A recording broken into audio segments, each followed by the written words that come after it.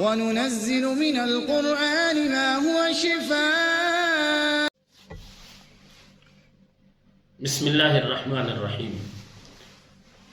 ناظرین، 7 طرح کے خواب ایسے ہیں اگر کسی کو آتے ہیں تو اس کی تعبیر یہ ہے کہ خواب دیکھنے والا شخص اس پر جادو کے اثرات ہیں.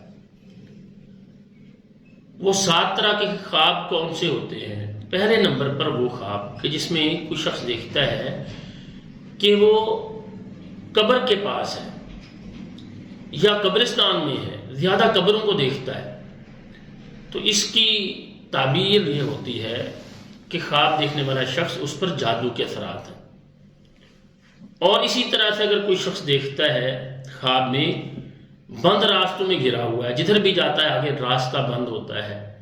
وہ کسی اور طرف جاتا ہے اس کے لیے راستہ بند ہے، وہ اپنا راستہ بدل کے کسی اور طرف جانا چاہتا ہے تو راستہ بند ہے، یا دیکھتا ہے کہ وہ کہیں پر کمرے کے اندر ہے، گھر کے اندر ہے، وہاں سے باہر نکلنا چاہتا ہے لیکن وہ نکل نہیں پاتا، تو اس کا مطلب یہ ہوتا ہے کہ اس خواب دیکھنے والے شخص پر جادو کے اثرات ہیں. اور اسی طرح سے خود کو بندھا ہوا دیکھنا، یہ بھی اس چیز کی علامت ہے کہ خواب دیکھنے والا شخص اس پر جادو کے اثرات ہیں، کہ وہ خواب میں دیکھتا ہے اس کو رسیوں کے ساتھ کسی نے باندھا ہوا ہے. اور اسی طرح سے اگر کوئی شخص دیکھتا ہے خواب کے اندر جانوروں کو، مثلا کوئی خواب کے اندر بھینس کو دیکھتا ہے، کتے کو دیکھتا ہے، اور یا اس کے ساتھ ساتھ چھپکلی اور سانپ کو زیادہ دیکھنا، اگر کسی کو یہ بہت زیادہ خواب آ رہے ہیں تو یہ بھی اس چیز کی علامت ہے کہ خواب دیکھنے والے شخص پر جادو کے اثرات ہیں. اور اسی طرح اگر کوئی شخص دیکھتا ہے کہ وہ اونچی جگہ سے گر رہا ہے، اپنے آپ کو سنبھالنے کی کوشش کرتا ہے لیکن سنبھال نہیں پاتا، بہت خوف زدہ ہے، تو اس کا مطلب بھی یہ ہوتا ہے کہ وہ خواب دیکھنے والا شخص اس پر جادو کے اثرات ہیں.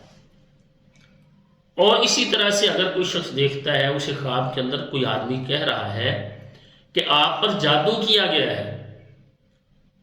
تو اس کا بھی مطلب یہی ہوتا ہے کہ وہ واقعتاً جادو زدہ آدمی ہے، اس پر جادو کیا گیا ہے. یا خواب کے اندر کوئی دیکھتا ہے کہ اسے کوئی آدمی کھڑا ہو کے کہہ رہا ہے میں نے آپ پر جادو کیا ہے، تو یہ سب خواب اس چیز کی علامت ہوتے ہیں کہ آپ پر جادو کے اثرات موجود ہیں. تو ناظرین، اگر کسی کے ساتھ ایسا معاملہ ہے، کوئی شخص ایسا خواب دیکھ رہا ہے، تو اسے اپنی نمازوں کو، اپنی عبادات کو اچھا کرنا چاہیے، اپنے اذکار کو اچھا کرنا چاہیے. صبح و شام کے اذکار جو نبی کریم صلی اللہ علیہ وسلم نے بتائے ہیں ان کا اہتمام کرے، نمازوں کا اہتمام کرے، فرائض کا اہتمام کرے، اور جو نبی علیہ السلام دعائیں پڑھتے تھے ان کا اہتمام کرے. اور بالخصوص واش روم میں جاتے اور نکلتے وقت، اپنے گھر میں داخل ہوتے وقت اور نکلتے وقت دعاؤں کا اہتمام کرے. رات سونے سے پہلے بستر کو جھاڑ کے سوئے. اگر اس سب کچھ کے باوجود معاملات ویسے ہی چل رہے ہیں تو پھر آپ اگر کسی کے ساتھ یہ معاملہ ہے تو کسی معالج سے رجوع کریں. ہم نے بھی اپنا نمبر اپنی ویڈیوز پر دیا ہوا ہوتا ہے، اور اللہ کی توفیق سے ہم قرآن و سنت کے مطابق لوگوں کی رہنمائی کرتے ہیں، بتاتے ہیں تاکہ لوگ شرک سے بچ جائیں اور اپنے عقیدے کی خرابی سے بچ جائیں. تو ہماری دعا ہے اللہ تعالیٰ تمام اہل اسلام کو ہر طرح کے شر اور فتنوں سے محفوظ رکھیں، اور اللہ تعالیٰ ہر طرح کی روحانی اور جسمانی بیماریوں سے نجات عطا فرمائے. السلام علیکم ورحمۃ اللہ وبرکاتہ.